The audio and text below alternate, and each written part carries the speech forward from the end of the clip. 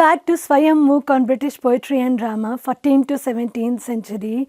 It's such a pleasure to be with you all again. Welcome back to our journey through Shakespeare's Twelfth Night. In our last session, we stepped into Illyria. For the very first time, we heard the Duke Orsino open the play with that unforgettable line, "If music be the food of love, play on." That one line already told us so much. It gave us a duke who lives for love, who almost worships it, but who also treats it as an indulgence, like food that can be consumed until one is sick of it. We then met Viola, tossed ashore by a shipwreck, grieving for her lost twin brother Sebastian, with no family, no safety, and no identity left to her. She chose disguise. She became Cesario, a young page boy, and entered the Duke's service. So, in only 2 short scenes, Shakespeare gave us the mood of the play: excess in love, sorrow in grief, and disguise as a way to survive and move forward. Today we'll move further, but before we do that, let us look at the learning objectives of the session. Today, you'll be able to recall the main events and characters in Act 1, Scene 3 and 4. You'll be able to see how festivity and disorder shape Illyria.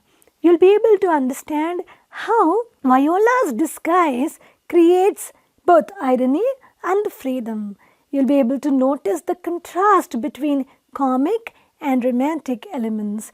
And finally, you'll be able to reflect on what Shakespeare suggests about identity and desire. Now, as we move into the scenes 3rd and 4th, Shakespeare changes the atmosphere. The first 2 scenes of this act were full of longing and sadness, but it is now that the comedy enters the stage.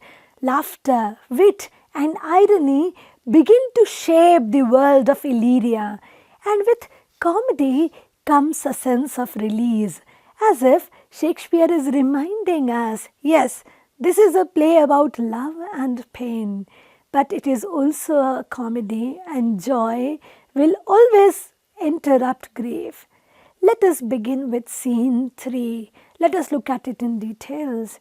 In Act 1, Scene 3, we meet Sir Toby, Maria, and Sir Andrew.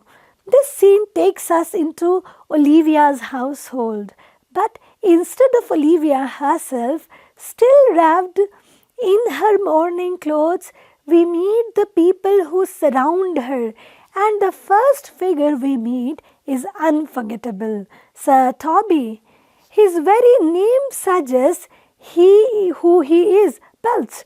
A man of food, drink, and excess. A man who laughs too loud, drinks too much, and refuses to live by rules.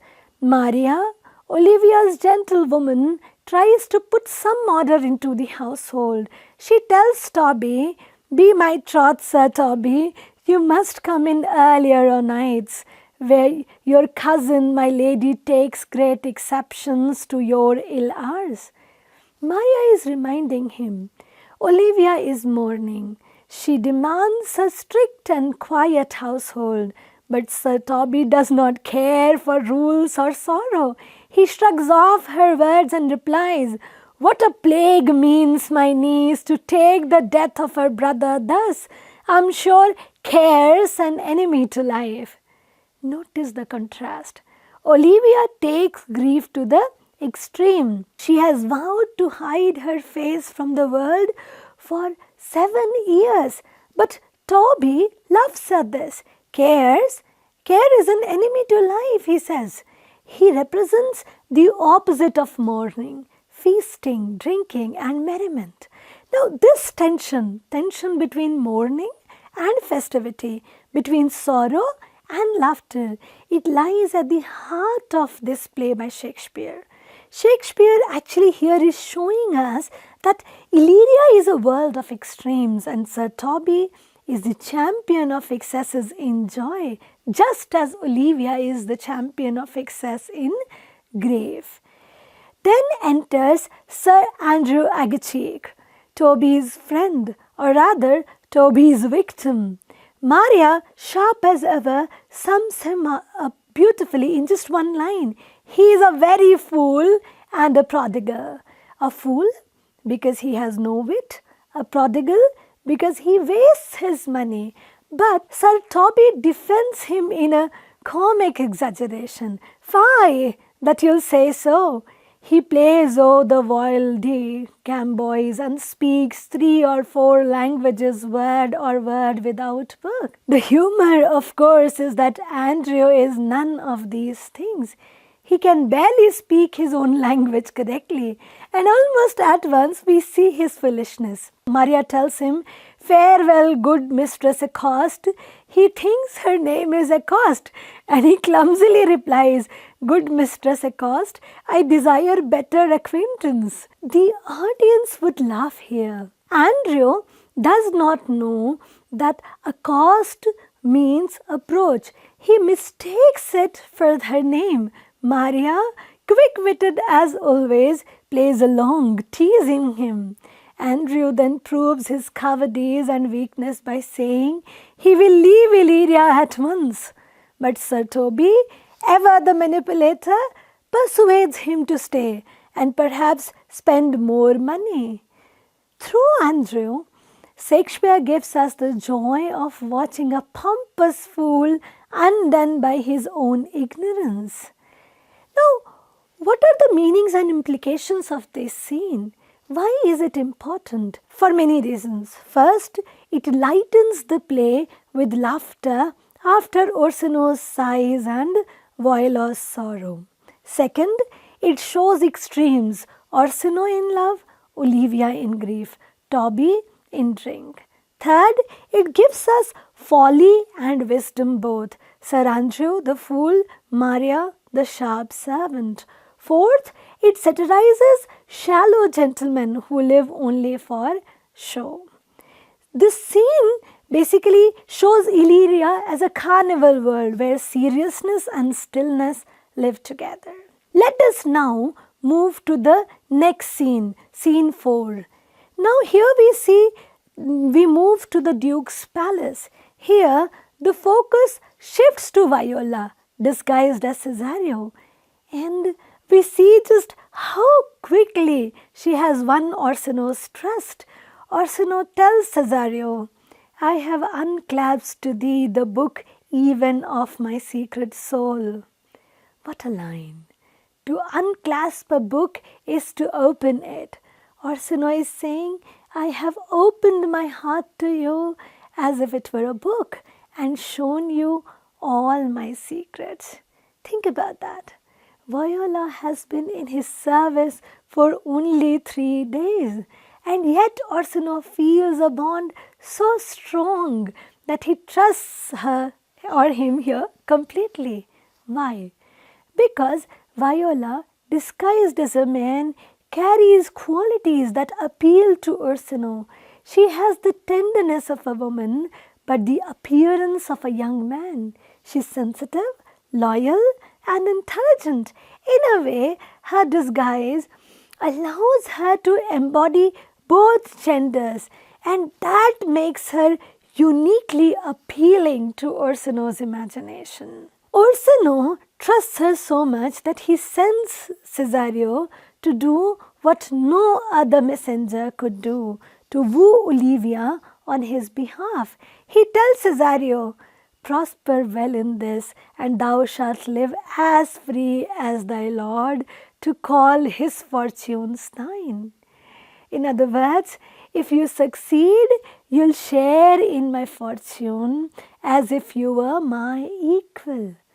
But Viola, in an aside, reveals the great irony at the heart of the play. She says, "Yet a bareful strife, whoever I woo, myself would be his wife." This is the turning point. Viola has fallen in love with Orsino, but in disguise she cannot say so. Instead, she must plead his case to Illyria. As audience, we know the pain and the comedy, it grows on. Now, this is the beautiful knot of Shakespearean comedy: disguise, irony, and unspoken love. Let us look at this short scene, which is also very powerful. Let us look at its thematic concerns. First one is disguise and identity. Viola's disguise wins her to Orsino, but it also traps her. Love's contradictions happens to be the second theme. Orsino loves Olivia, but trusts Cesario more deeply. Viola's love for Orsino is so prominent, but she must hide it. We also find here gender fluidity. So Cesario presents both masculine and feminine, creating a character who unsettles fixed roles. Together with scene 3, this scene shows Illyria's two faces, comic and tender. So far, we have looked closely at the action of Act 1, scenes 3rd and 4th.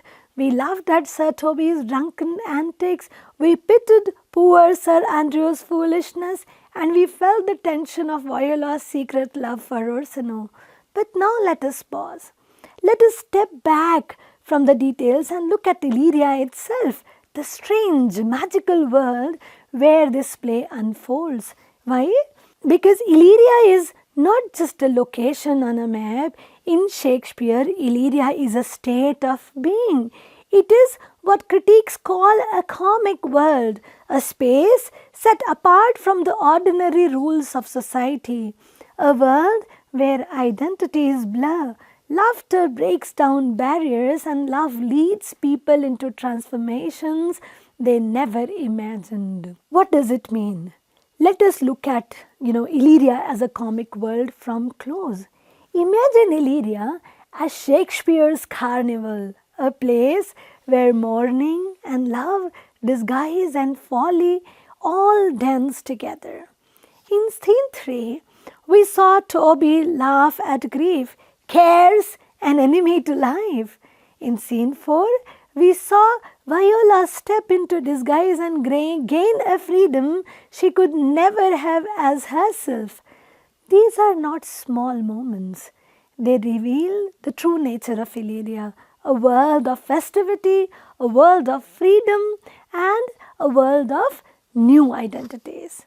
Now let us look at these three one by one. Let us first look at Illyria as a world of festivity. In Shakespeare's time, festivals like Twelfth Night turned the world upside down. Servants mocked masters, sorrow gave way to laughter, and life itself felt renewed. This spirit fills Illyria. Sir Toby says, I am sure care's an enemy to life. It is his philosophy. Joy over sorrow, feasting over mourning.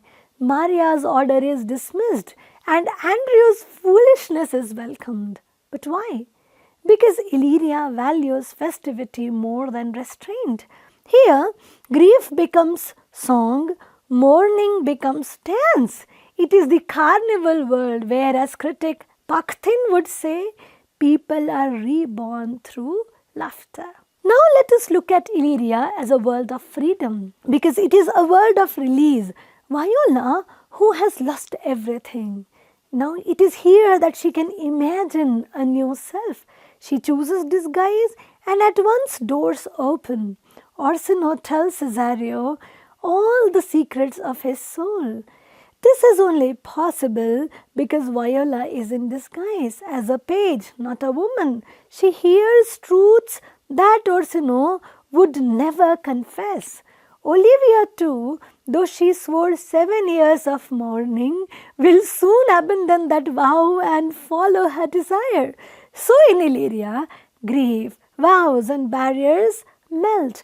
The heart is free to seek new paths. Now let us look at Illyria as a world of new identities, because it is above all a place where identities shift. Viola is both man and woman, servant and noble, lover and messenger. She cries, yet a barful strife. Whoever I woo, myself would be his wife. Her double life is painful, but it is also creative. Sir Andrew thinks he is a gallant knight, but what is he really? A clown. Olivia believes she is bound to grief, yet soon we find her transformed into a desiring woman. So, Illyria acts as a hall of mirrors, mirrors where everyone sees more than oneself and where play with identity reveals hidden truths. Why does Shakespeare choose such a world? We must reflect upon this. Because comedy needs freedom, a space where sorrow is real but not crushing, where love is tangled but not tragic, where folly amuses rather than destroys. And it is in Illyria that we find all of this. Here, life is lighter, more forgiving, more experimental, and yet freedom, it has risk here also. Viola suffers in silence. Toby exploits Andrew. Olivia falls for an illusion. So, Illyria teaches us many things. That it teaches us that life is richest when we embrace contradiction, joy with grief, truth with disguise, love with folly. So, comedy here becomes philosophical. Identity is never fixed, but always becoming. To conclude, we can say that Illyria is more than a backdrop. It is Shakespeare's comic laboratory, a place of festivity, freedom, and transformation. And we as audience in it are invited not only to laugh but to reflect. Where do we hold too tightly to sorrow? Where might we allow ourselves to be freer, lighter?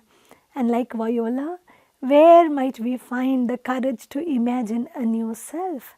With this, we come to an end of our today's discussions. Let us quickly recapitulate what we have done so far. We looked at the scene 3 in details where, we found comic relief in Illyria. Sir Toby Belch, Olivia's uncle, we saw him, drinking wine, merry-making and saying care's an enemy to life. Showing Illyria as a world of festivity. We met then Maria, Olivia's witty maid, as she, tries to control Toby, sharp observer of folly. This is how we find her. Then we met Sir Andrew Agachique, a silly knight. Toby brings in, him as Olivia's suitor. He's foolish, boastful, but cowardly. This comic contrasts to Orsino's refined love. Purpose here is clear. It shifts play from grief to laughter, and here comedy balances sorrow. Then we looked at scene 4. We found Viola and Orsino and their bond. Viola, disguised as Cesario, succeeds in winning Orsino's confidence. Orsino says, "I have unclasped the book of my secret soul." She becomes his closest companion. Orsino sends Cesario to woo Olivia on his behalf. Viola, in an aside, reveals that she wants to be his wife. Now, this secret that she loves Orsino herself, is important.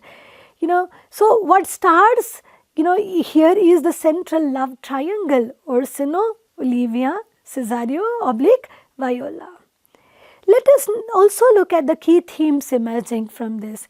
First is festivity and folly. So Toby and Andrew, they both embody comic freedom, highlighting life is not only sorrow but also joy. Second thematic concern is disguise and desire. So Viola's disguises create dramatic irony. We know she loves Orsino, but he doesn't. Third, it reveals theme of freedom and identity. In Illyria, roles blur. A woman can pass as a man. A fool can seem wise, and love crosses boundaries. Last theme is that of contrast. Orsino's dreamy romance versus Toby's drunken revels. Grief versus laughter. Wisdom versus folly. Before we close, let us also look at the fact why the scenes matter. Scene 3 widens the stage, not just noble love but everyday comedy. Scene 4 deepens the plot, introduces irony and complexity through Viola's hidden love. Together, they show Illyria as a comic world where normal rules bend, identities shift, and truths hide under laughter. So, it would not be wrong to say that Illyria equals a comic world where rules bend, identities shift, laughter heals grief, and characters here, they mirror us. So, how? Orsino mirrors longing, Olivia mirrors grief, Toby mirrors festivity, Andrew folly, and Viola the hidden truths. With this, we come to an end of our discussions today. Now that we have met the dreamers, the revelers, and the disguised lovers of Illyria, the stage is set for the real tangle to begin. In our next session, we'll meet Olivia, and we'll meet Cesario in Act 2. And in that single meeting, love will spark, but in the wrong direction. Viola's disguise will trap her in a web of emotions. Sir Toby will stir more mischief, and laughter will mix with longing in ways that only Shakespeare can weave.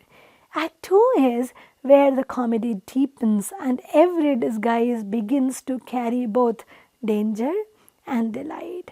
But before we close, think about this. As we leave these scenes, ask yourself, why does Shakespeare place folly besides wisdom and disguise beside truth? Perhaps because in our own lives, laughter and love, masks and honesty are never far apart.